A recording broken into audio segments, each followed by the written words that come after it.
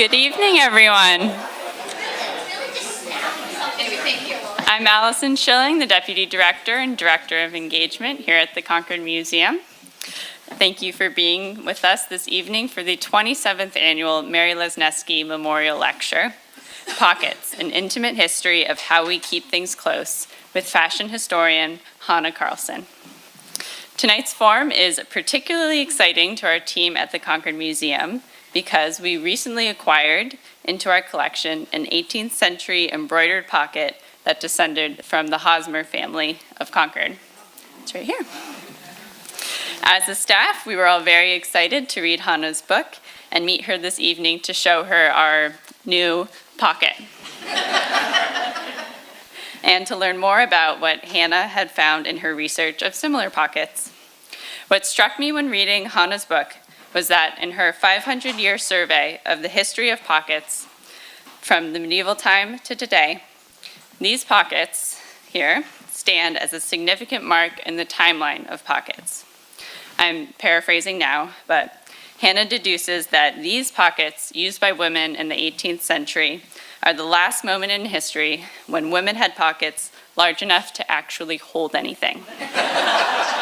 So, little did we know that not only were we acquiring a beautiful example of material culture, but also a timestamp on the height of capaciousness for women's pockets. Hanna Karlsson teaches dress history and material culture at the Rhode Island School of Design. After training as a conservator and costume and textiles at the Fashion Institute of Technology, she received her PhD in material culture at Boston University. She has contributed articles to Commonplace, the Journal of Early American Life, Dress, and MacGoffin, The Life of Things. Pockets is Hanna's first book. Following the forum, Hanna will be signing copies of Pockets, An Intimate History of How We Keep Things Close, thanks to our partners at the Concord Bookshop. Please join me in welcoming Hanna.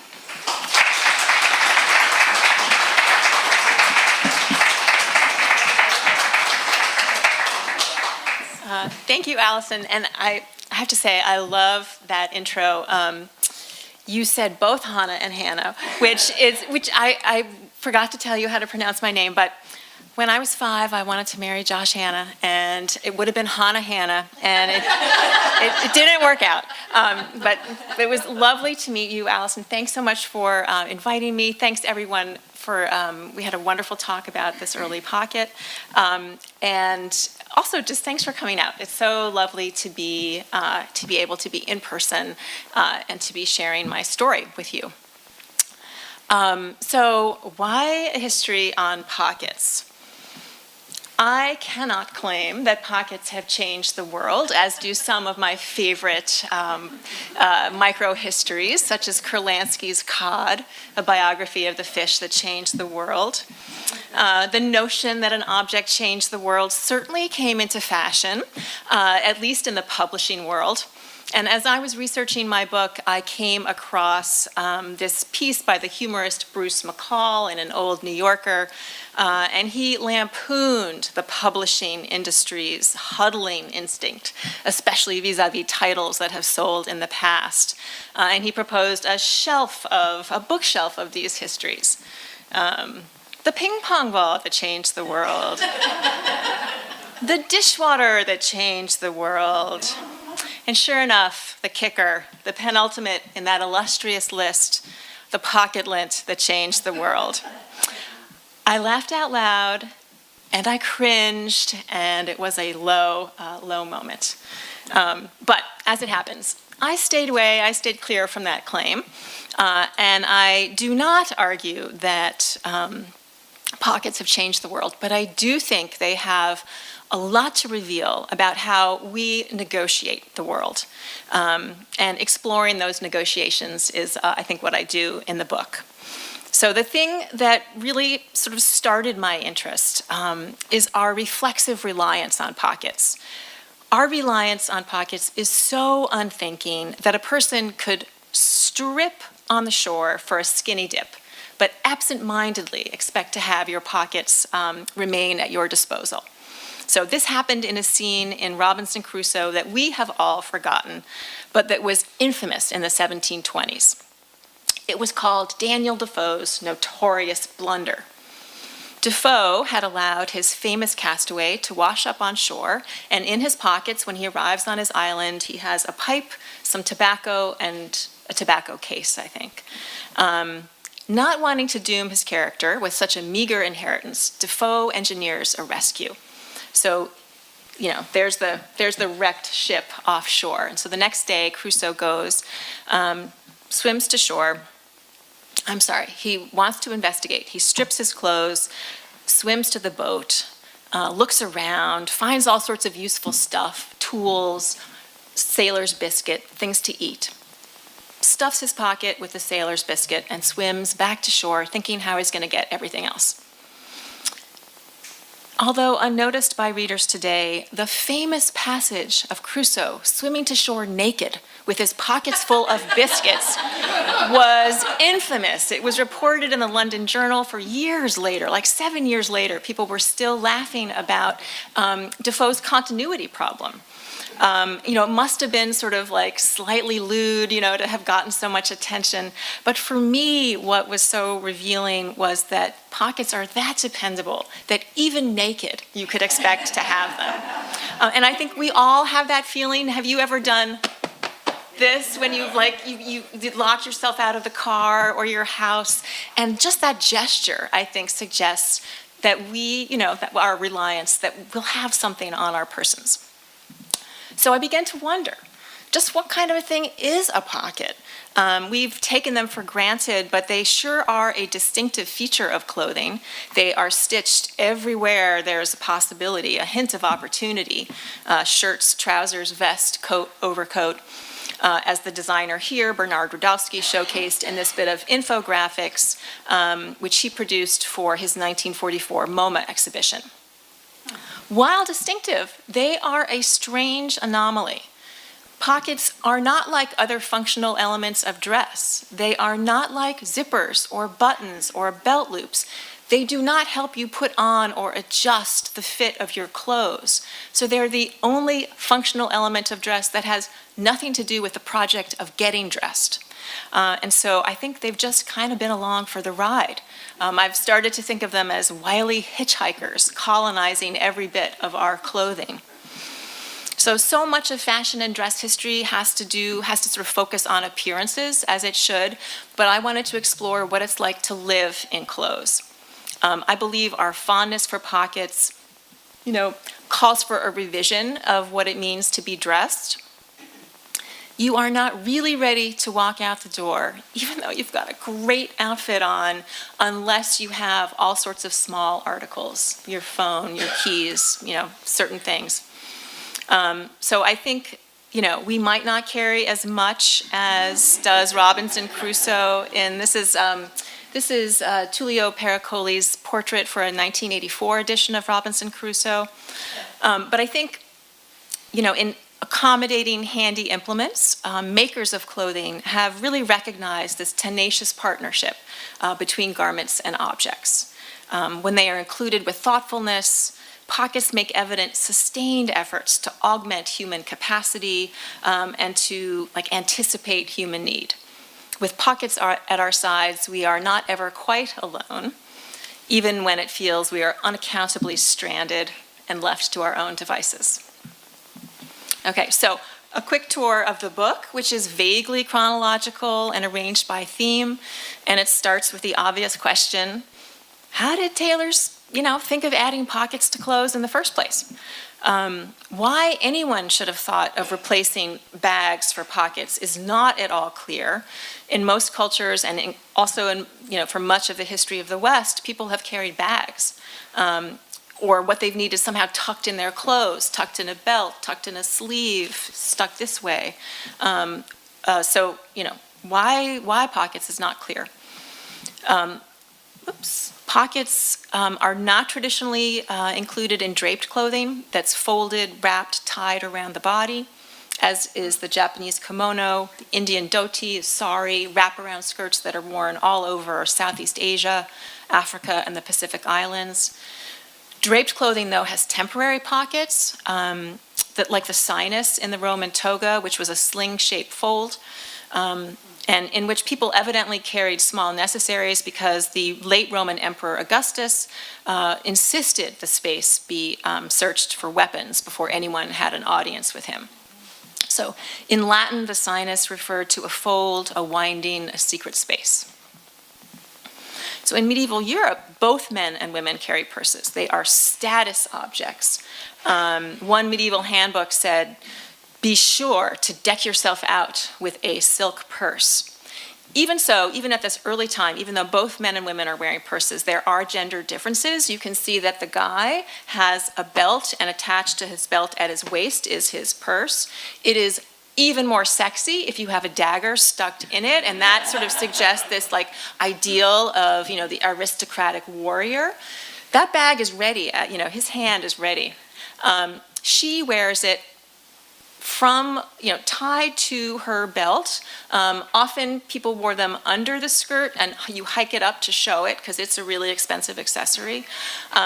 It was thought to have enormous erotic appeal. Chaucer's Miller, one of the pilgrims from the Canterbury Tales, admires the beautiful Alison's girdle and describes the way the pocket swung beside and between her legs as she walked. So inset pockets are in fact quite late in the history of tailoring, and they come up, as far as I can tell, by around 1540. So while I love a good origin story, I don't think we're ever going to discover who had that aha moment. No tailor says, this is why I inserted a pocket, but we do know where pockets first show up. And it seems they're stitched into the early trunk hose. They're alternatively called breeches. These were these big, puffy, bifurcated, like pants. So distinctive are they of the masculine sex that the power struggle between husband and wife for the dominance in marriage could be analogized as the fight for the breeches. So in the 16th century, it's a fight for the breeches. What is it today? Who wears the pants in this family, right? Exactly. So there seems to be something improvised about early pockets. It's as if some tailor said, instead of strapping this to the belt, I'm going to just stick it in these big, fat breeches. The bag is indeed the pocket's antecedent. The word pocket quite literally means little bag. So the French word for bag is poche. In Anglo-Norman, the pronunciation of poche is poke. So you add the diminutive et, and you get poke-et, pocket, little bag. In Janet Arnold's analysis on the right, you can see what looks very much like a drawstring bag. These pockets are huge. They might measure, there are very few of them, and Janet Arnold has, I think, drawn all of them. They could be quite large. They might hang freely from the waistband. They could be 18, 20 inches. They're made of really sturdy material, like a heavy duct or a leather. Intriguingly, they're itemized separately on tailor's lists. Like, it's a separate thing. It's not considered yet part of the pant. And they are not necessarily considered a newfangled, nifty, cool device at first either. People, react to them with some anxiety, and that in part has to do with the fact that at the same time that pockets are sort of coming up, so is the wheel-lock pistol, which is an early 16th century, the first handgun, in essence. So it reduced the size of fire, this mechanism, which before guns had been like 3 feet, and there was some kind of mechanism that now I can't remember as I'm speaking to you, but whatever. It allowed you to shoot the gun, okay? That's all you need to know. And so it reduced the size of firearms to something that could be easily concealed. So the new pocket dags vexed the British monarchy. In 1579, Queen Elizabeth I enacted, I think, the first regulation I could find, banning guns, quote, that may be hid in a pocket or like place about a man's body to be carried covertly. According to James I, pocket pistols were odious instruments of mischief and murder. He lamented that his peaceable kingdom had now been polluted with blood. Only desperate persons carried pocket dags, according to this edict of James I on screen. And even if only the smallest minority of men were murderers or highway robbers, this early use of pockets for concealed weapons certainly was a sensational one. In 1584, Prince William of Orange was assassinated by a wheel-lock pistol. He walked up to the prince, the assassin, reached sort of for his pocket as if to hand the ruler a letter, and instead drew out his gun and shot him at close range. The attack was widely considered to be an unmanly one. The guy was kind of short and dumpy and not very prepossessing, and rather than use the honorable sword, he relied on a weapon hidden in clothing. So pockets also, I think, mark this shift, a new calculus. The bluster of the knight with his showy sword is out. The courtier with his cunning is in. So in one's pockets, you could carry something that gave you an internal sense of confidence. Bravery didn't have to be visible. And from their inception, pockets are experienced as a sort of quasi-extension of the person. In drama and literature, exploring the contents of pockets is almost like getting the person's measure, an irresistible shorthand of who they are. We know Falstaff is not the knight he pretends to be, but a dissolute blowhard. And the reason is we know what's in his pockets. This is worthless tavern reckonings, memorandums of bawdy houses, and a lint-covered piece of old forgotten candy. Pockets' depth are also exaggerated for effect. Shakespeare says that Caesar carried the moon in his pocket. So just as you're getting these early pockets, the way that they are depicted in imaginative literature is really, I think, astonishing. So why exchange purses for pockets? Why didn't pockets and purses simply coexist in menswear? This is Robert Dudley on screen in a 1564 portrait, and I think this is actually sort of the last gasp of the masculine purse. He happens to be showing off Queen Elizabeth I's handkerchief, something that he stole and she had wiped her sweat on it, so it was actually very risque that he had her handkerchief in this portrait. But the portrait, for my purposes, demonstrates that you could have a purse, your dagger, your sword, and probably pockets in those trunk hose. But it seems that as you move through the 16th century, pockets, they command allegiance. It's more and more out of fashion to carry a purse. And it seemed like in welcoming pockets, men, they exchange the spectacle of the purse for this private retreat, a secret territory of their own. So I'm going to moving on up in the chronology.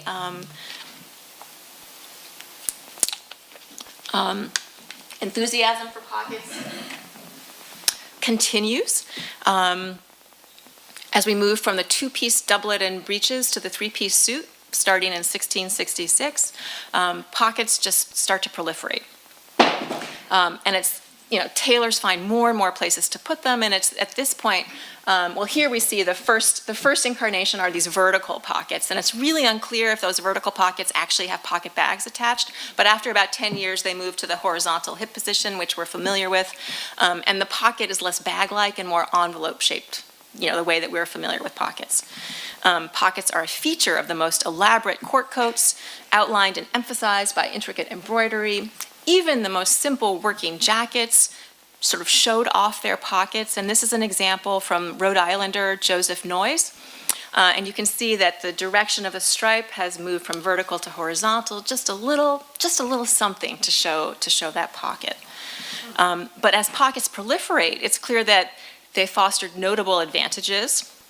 Not all suit coats were supplied with pockets, nor were all coats did they have pockets. Remember, 18th century, everything is made by hand.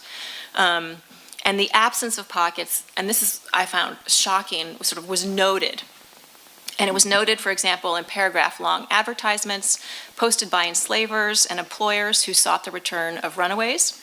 In 1767, when James Axley ran away in service in Virginia, a court official noted that Axley wore a gray cloth coat without pockets or flaps. According to the enslaver James Walker, a runaway named Edom went to extraordinary lengths to alter his clothing on the eve of his escape in 1770. He dyed his cotton jacket brown. He put pockets in and cuffs to the coat as well. So through their stitching, and I found more evidence of this, not just Edom. I think through their stitching, runaways add obviously a functional place, something useful in flight, but they also critically transformed a mean livery of slavery, a pocketless coat, into more distinguished worldly garb. And as soon as pockets develop, makers and tradesmen began to miniaturize all sorts of useful instruments with the notion of portability in mind. Thomas Jefferson was called a walking calculator by his friends for all the small-scale instruments he carried. This includes a thermometer, a surveying compass, a pocket sextant, a level, writing instruments, a mini globe, and a notebook. And then I think he would take these measurements as he was out and about and then come home and from his notebook record them, permanently on his, on paper. Tradesmen also crafted bejeweled snuff cases and lovely traveling kits called étuis that housed objects for grooming. These are truly amazing, these tiny little things that have all these compartments. They might have small-scale mirrors, tweezers, ear spoons, toothpicks, and scent bottles. So all this stuff enabled go-getting modern man to act and do and look good while he was doing it. And so, to me, the suit really comes to resemble a cupboard or a bureau with separate drawers, a sort of portable storehouse. Scholars have said about the Enlightenment that knowing requires tooling. And if that's the case, I think that we have to consider the suit as just as much an artifact of modernity as all those precision instruments. Of course, you don't have to be wearing a suit. Even the simplest trouser pocket can house a treasure trove.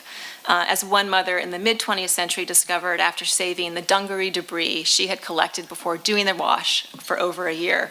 I have not been able to find out how it was that she contacted a life photographer, but clearly when you put the boys upside down and all of the objects are supposed to be on the ground in front of them, you see that objects of childhood are much different than objects of adulthood.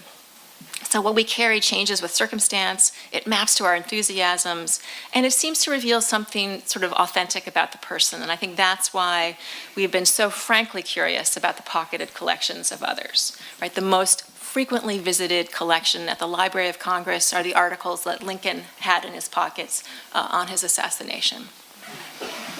So an overlooked advantage, say, of the pocketed trouser was the refuge it provided hands.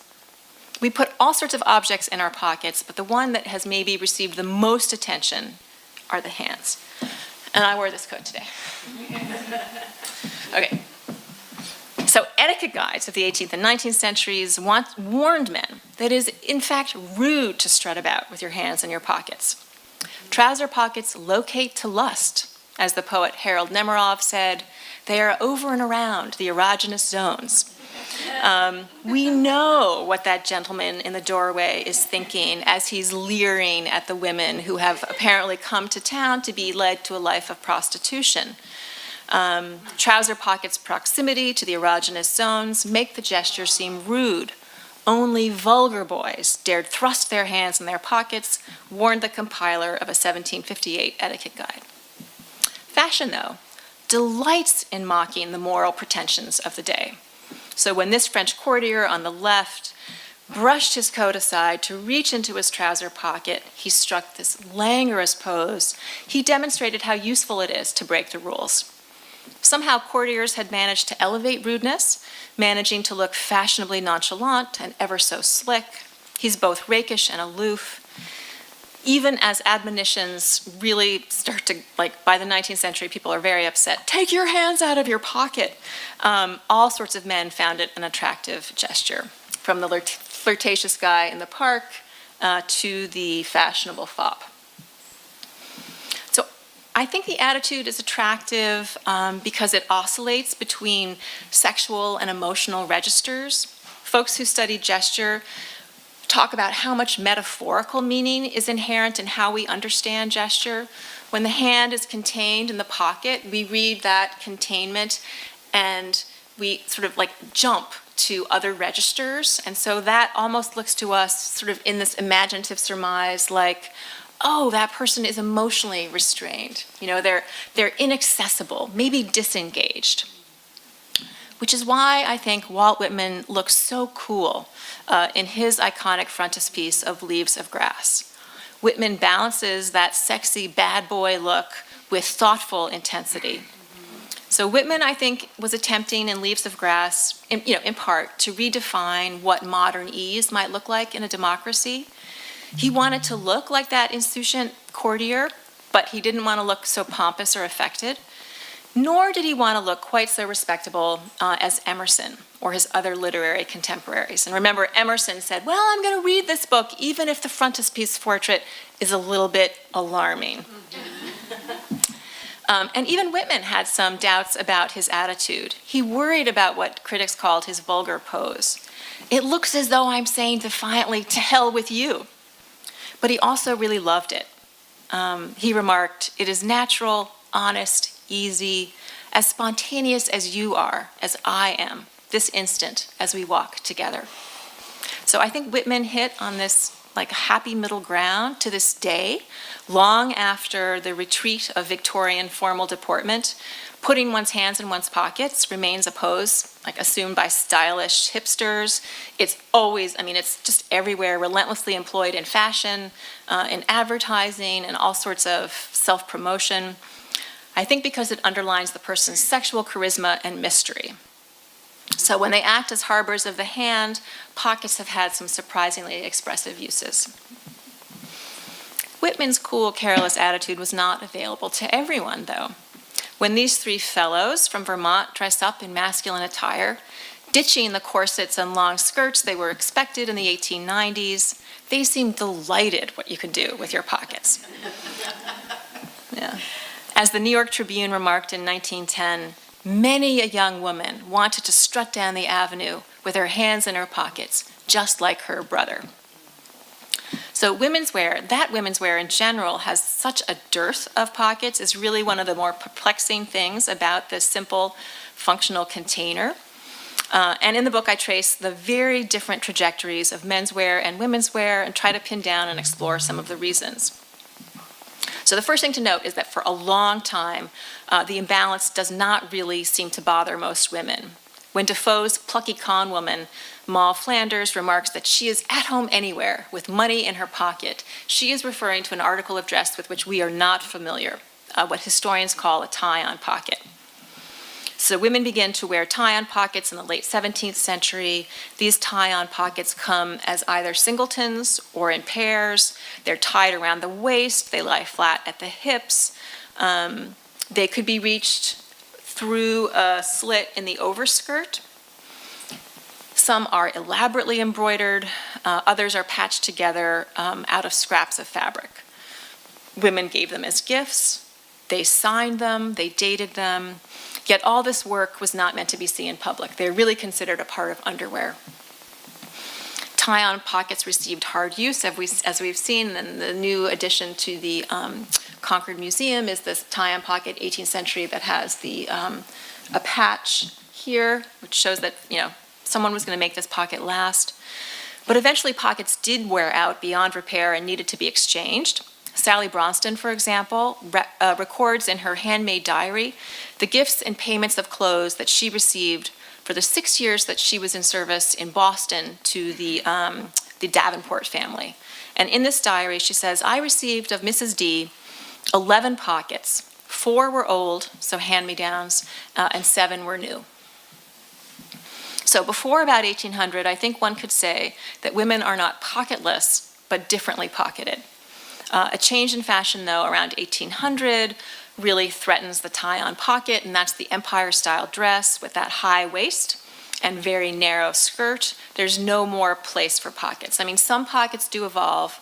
In their book, Barbara Berman and Ariane Fentineau demonstrate that there were some long, narrow pockets around 1800 that shifted their shape to fit the fashion. Nevertheless, many women, to compensate, began carrying purses called reticules. As a Londoner marveled in 1817, women now walked with their pockets in their hands. Remember, it had been underwear, so now it's outerwear and it's a little bit risque. The sight of women carrying their handheld reticule inspired mockery. While men wear their hands in their pockets so grand, the ladies have pockets to wear in their hand. Okay, so this, I think, marks the real purse-pocket divide. These reticules are thought to be the first fashion handbags of the modern era.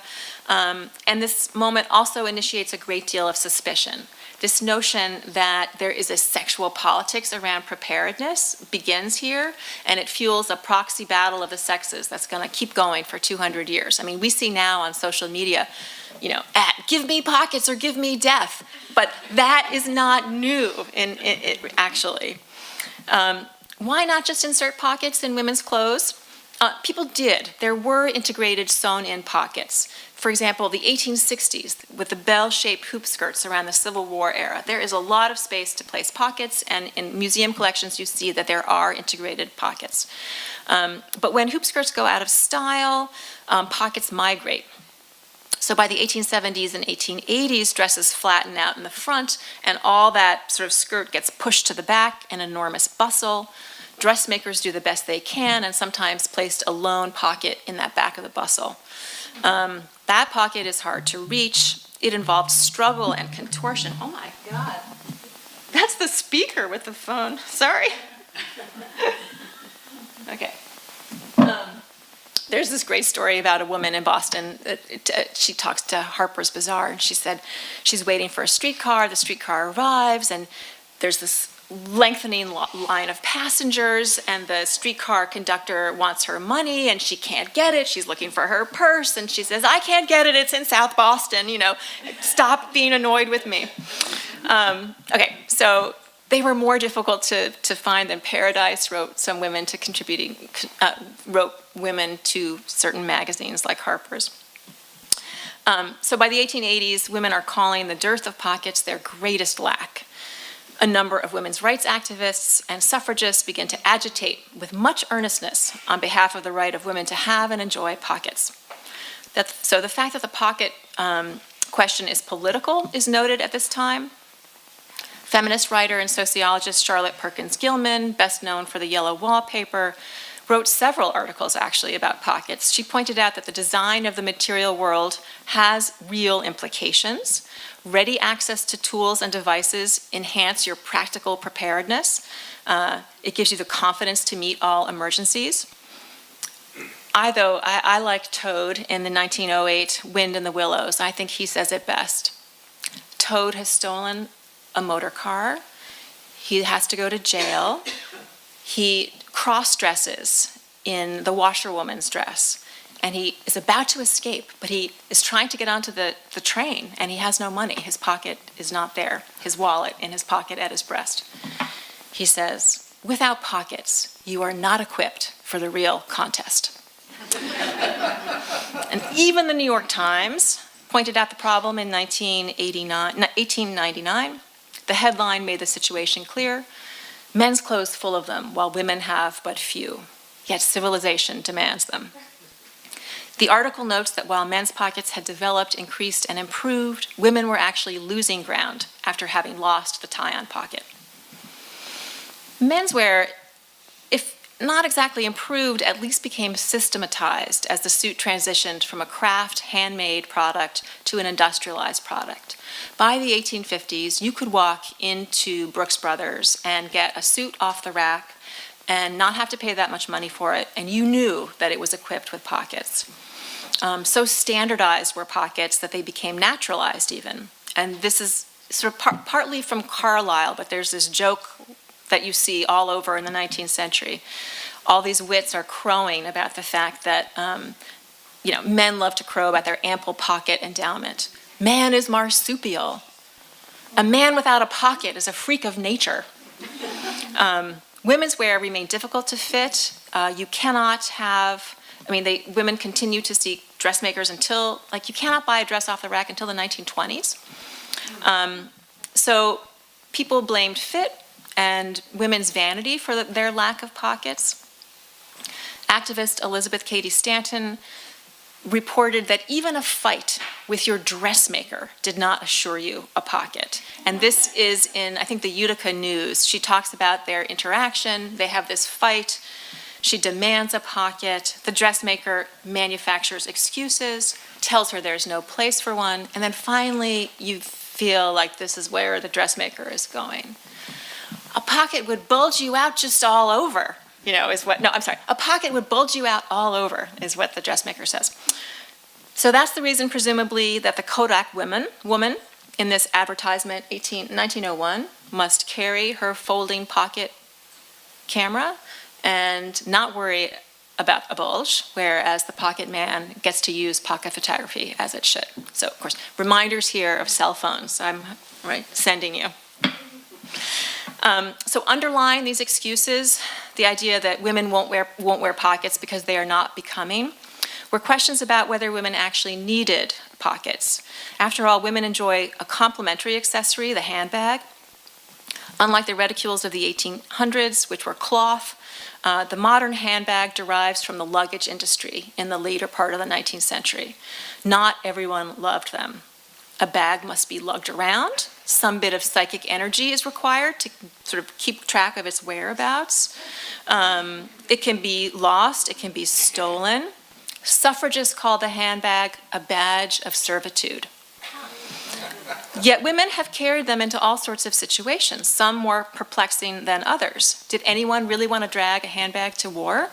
Yet that is what WAC recruits did at the beginning of World War II, because Army designers got squeamish, and they placed fake breast pockets on the uniform coat.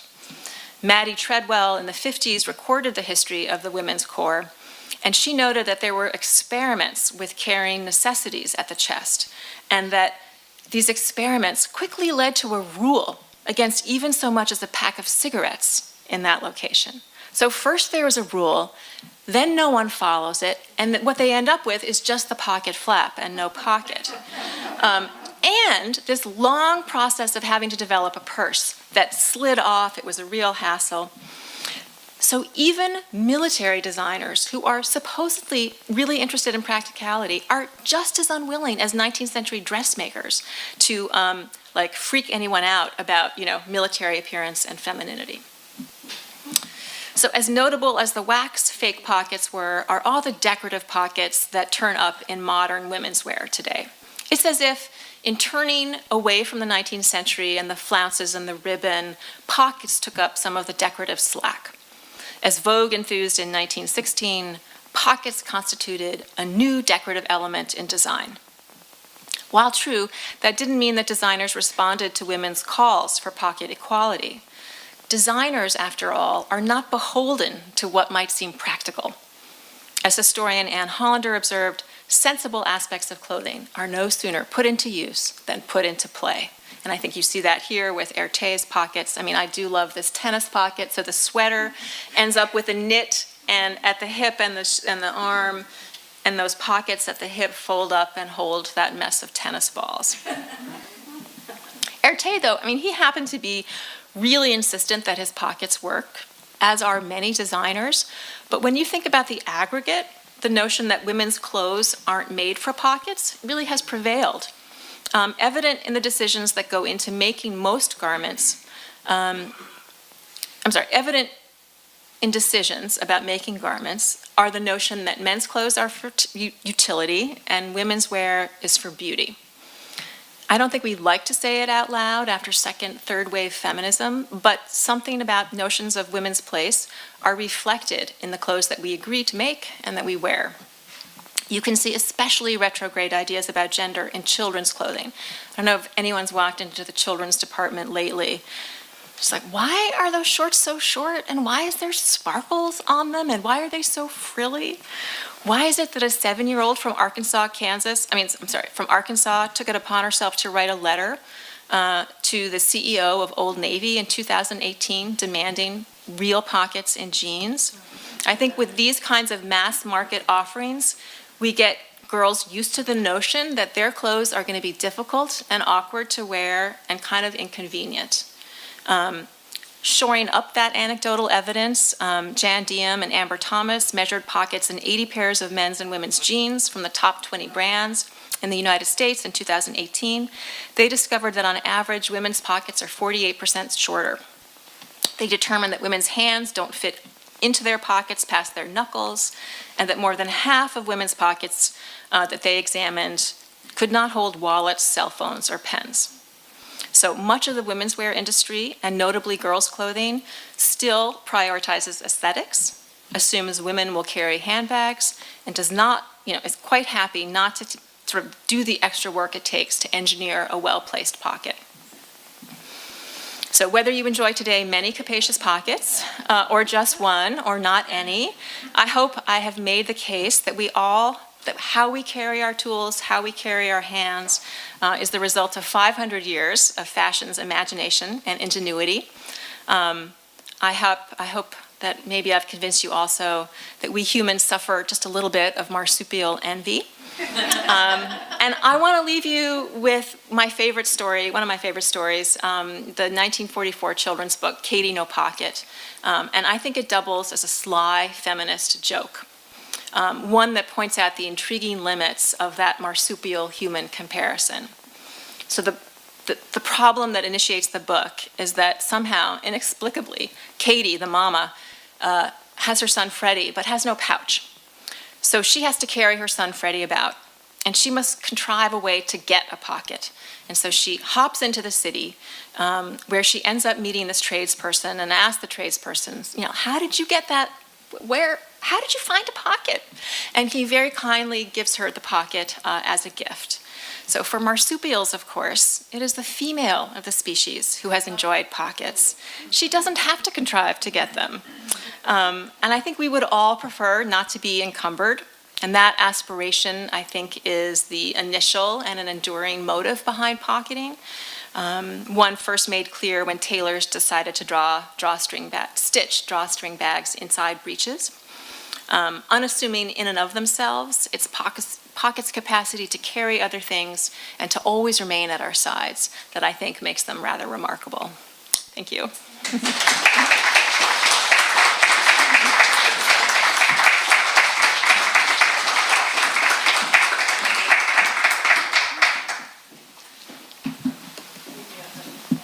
Any questions? Yeah. Where does the term pocketbook come from? That's the bane of my existence. I cannot answer that question because the pocketbook, first, it means many artifacts if we're thinking of the 18th century. Some of them are beautiful, embroidered, almost purse-likes. Some of them have actual books, like memoranda books, almanacs. Some of those almanacs have accordion-shaped bits at the end of the book where I think people would stick money. And they're like a precursor to the wallet, I believe. The term, I think, is difficult because the pocketbook became the 20th century woman's handbag, But I think I have seen so many versions of what museum calls a pocketbook that I think it's kind of many book-like artifacts. And they're, Yeah, thank you. Hi, thank you so much. This was so great. Okay.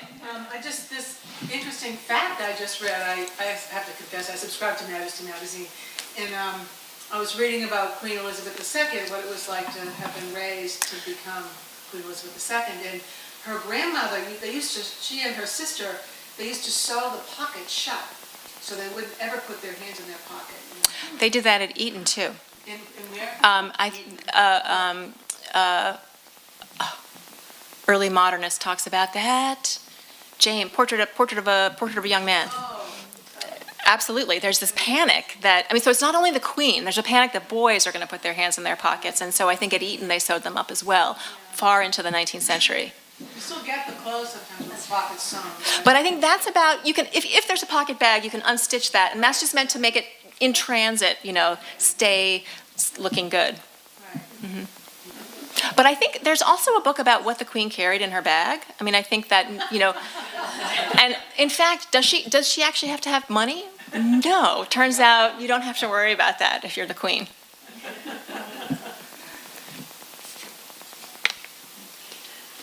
Have you had a chance to look at other cultures. You mentioned like Asian garbs, but I have some old, I guess they're, what did you call it, tie-on pockets? It seemed to me that they would have sort of a sash around and they would have a lot of things suspended from it.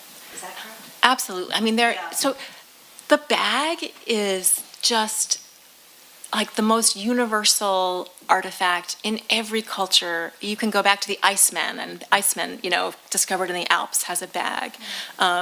There are like the most gorgeous books about bags from across cultures. And I think, so there are not that many books about pockets. That was one reason to write it. But certainly, through the period of colonization and when you have Western dress moving around and people are adapting it, pockets are added into clothes that traditionally might not have had pockets. And whether, what kind of meanings those pockets had was not in the scope that I could undertake. My editor said, this is not a pocket tome, this is gonna be a pocket book. Keep it short. How did you get into this subject? I know, it's really nutty, but I did admit to everyone that really it's through literature, actually. I have had that feeling of being locked out, but really it was Mark Twain and a nightmare of Mark Twain's. It's the late 19th century medieval revival is moving apace. Knights in shining armor are being valorized all over, like cowboys are called knights. And Twain has a nightmare that he's brought back to the Arthurian moment, and the nightmare is he's stuck in his armor. And he can't do anything. He can't get his handkerchief. He doesn't have any pockets. And he wrote this nightmare on his bedside table. And that later became the first time travel novel, Connecticut Yankee in King Arthur's Court. And so that nightmare shows up in the novel. And then in that novel, he says, I'm going to make all the knights wear purses. And of course, they all were already wearing purses, So he was... And Mark Twain had a ton of costume history in his library, apparently, and he underlined it, so he knew that he was fudging that a little bit. But anyway, so that novel made me think, when do they come around? Hi, yeah. I was wondering, so you said that as women's fashion moved from cradle into the bustle, it became Western for pockets. But I was wondering, what about in the French court with panniers? Did pockets get larger because you have these huge spaces that at the hips for pockets? Yeah, I think there is an amazing. The Victoria and Albert Museum has a reenactment. They have a dummy and they show you the panniers and they show you where the pocket is. I can send it to you. So it's really fun to see the. I think I wonder if people I bet they're smaller and larger based on what people how much stuff they carried, what felt right, the weight. They must have actually been kind of weighty. People made fun of the fact that there are these. Who is it? In 18th century literature, there's a lot of misogynistic remarks about women's pockets being this heap of stuff, like a dark pit, which sounds remarkably similar to the way people describe women's purses today. Yeah. And so I think there was a point of my suit is so organized. You poor fool, you have to carry it all in that one, big bag of yours. So I think there's a lot of that sort of discussion, absolutely, yeah. If I can add on. Yeah, 'cause about the weight thing, I've also heard that especially with stays and corsets, what they did is that they distributed the weight. So So I think that too seems like it would be more fun to have than just one. But what I've heard is the boning, so instead of having you would modernly imagine is it all tied on one side, is that, so I can kind of imagine I have a scoliosis brace, so I have basically a giant plastic thing on, but basically at least what it does for me is if I put something on my waist and I tie it here, I get equal distribution, that's what I'm trying to say, distribution around, and I have seen stuff that's basically what especially stays which are heavily boned. Oh, interesting. Stays which are heavily boned were basically that's what they did, and so when you have so I feel like a lot of times, especially you see this with corsetry and like stuff, you get a lot of like men being like, oh my god, that's so uncomfortable. Like you get like the whole myth about tight lacing. Yep. But You already know so much about fashion history. This is so exciting. You're gonna have to. So I feel like this whole like thing about pockets being unorganized and I guess like uncomfortable, I think it might come from like men being like, oh yeah, you're so unorganized, that must be so heavy, because they don't like get like they don't really like wear corsets or say, so they don't have like weight distribution. We have our proto-feminists already here. And the other thing, I think, you're absolutely right, the other thing is it's secret and private, and women don't have all that much private space, certainly no private property at a certain point. And there's some wonderful, especially when you get to the later 19th century, early 20th century discussions of like what are the suffragists carrying? There could be suffragist speeches, they could have revolvers, there's the notion that it could be dangerous and that it could be subversive because it's hidden, I think is part of the angst about what you're carrying. Absolutely.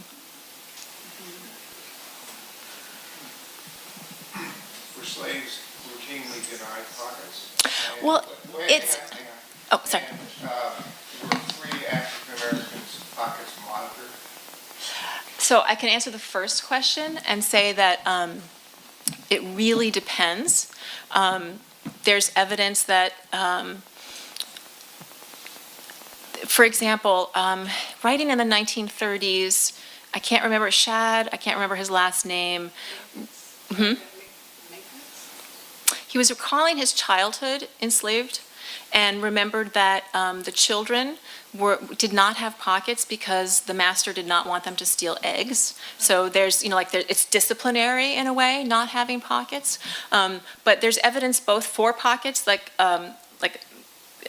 there's a book of receipts and a enslaver paid an extra 35 cents per outfit to have pockets added, and some people don't. So it's, there's no actual rule. I do know that in the 1930s, during the WPA slave, what was that document called when they went back and asked living formerly enslaved people what it was like? The WPA, it was in the 30s. Yeah. And one of the questions was, did your clothes have pockets? So, that had occurred to people in the 1930s. The second question, I don't know the answer to, but I can say that certainly passing, I think the interest to me in adding pockets to the suit or dyeing it, so if you have I think often it was just like an undyed wool, and if you dyed it a dark color, it looks more like a formal suit, first of all, but adding pockets makes it look like a formal suit. And if you're going to somewhere like Charleston, like a metropolitan city, where there are all sorts of,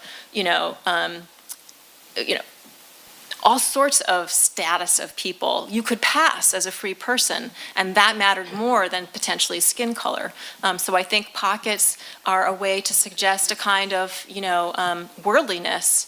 And I did find evidence of people actually including pockets. So I think that's what it's about in a way. But I don't know the answer fully to your second question.